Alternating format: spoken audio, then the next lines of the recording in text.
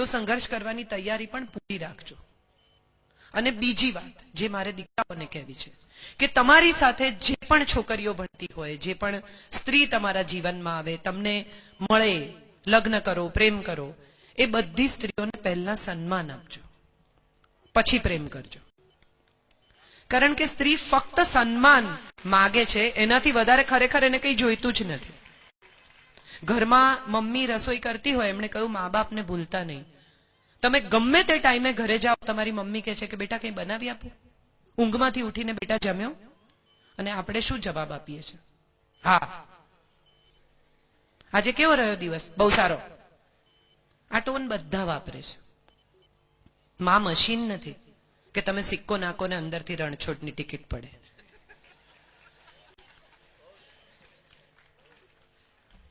સાદી વાતો બહુ અગત્યની હોય છે. આપણે ટ્રેનમાંથી કે ફ્લાઇટમાંથી ઉતરીએ ને તો ચશ્મા, મોબાઈલ, પેન ભૂલી જઈએ છીએ, કોઈ બેગ નથી ભૂલી જતું. એટલે નાની વાતો જ હંમેશા ભૂલાઈ જાય છે. આભાર માનજો. બહુ મોટી વાત કરી નટવરભાઈએ. થેન્ક યુ કહેજો. ભગવાનને પણ થેન્ક યુ કહેજો. મંદિર જાઓ ને તો હાથ જોડીને હવે મને પાસ કરી દે, હવે મને નોકરી અપાવી દે, હવે મને પત્ની અપાવી દે, હવે મને પતિ અપાવી દે. એને બદલે એને કહેજો કે થેન્ક યુ, તે મને 2 હાથ આપ્યા. થેન્ક યુ, તે મને 2 પગ આપ્યા. થેન્ક યુ, તે મને 2 આંખો આપી જે દૂર સુધી જોઈ શકે છે. એક છેલ્લી વાત કહી દઉં. એક સ્કૂલમાં એક ટીચરે પૂછ્યું કે દુનિયાની 7 અજાયબીઓ કઈ છે? એટલે છોકરાઓએ ઉભા થઈને કહ્યું કે ભાઈ તાજમહેલ છે, બેબીલોનના બગીચા છે, એફિલ ટાવર છે. એક નાની છોકરી કહ્યું કે 1 મિનિટ મારે કહેવું છે. એટલે ટીચરે પૂછ્યું શું? એટલે છોકરીએ કહ્યું કે 7 અજાયબીઓ આ બધી નથી, આ તો માણસે બનાવી છે.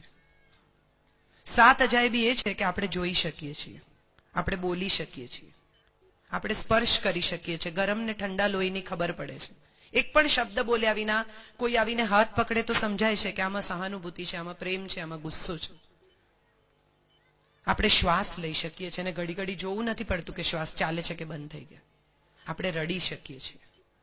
અને સૌથી મોટી અજાયબી એ છે કે આપણે પ્રેમ કરી શકીએ છીએ. પ્રેમ કરવાની એબિલિટી ઈશ્વર બધાને નથી આપતું.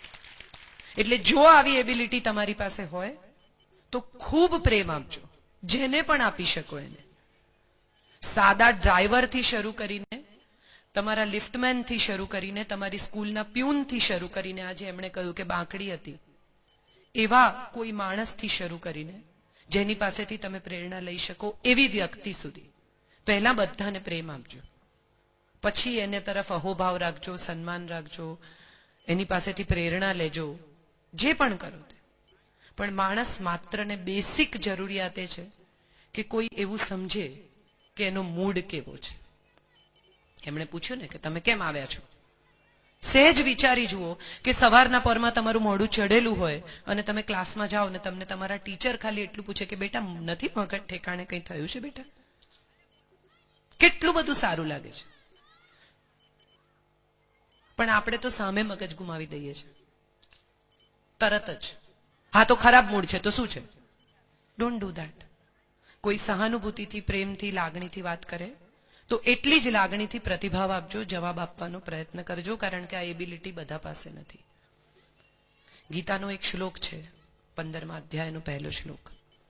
એમાં કહ્યું છે કે માણસ એક જ એવું પ્રાણી છે જેના મૂળ ઉપર છે, ઉર્ધ્વ મૂલ અધ શાખા. માણસના મૂળ ઉપરની તરફ છે અને શાખાઓ નીચેની તરફ વિસ્તરેલી છે. આવું એક જ પ્રાણી છે આ વિશ્વમાં, અને એ આપણે છીએ. એટલે સફળ તો થાવ કે ન થાવ, તમે કોને સફળતા ગણો છો, બીજા કોને સફળતા ગણે છે, આવા બધા બહુ સવાલો છે. પણ એક સારા માણસ જરૂર બનજો, એવું હું માનું છું. Thank you so much.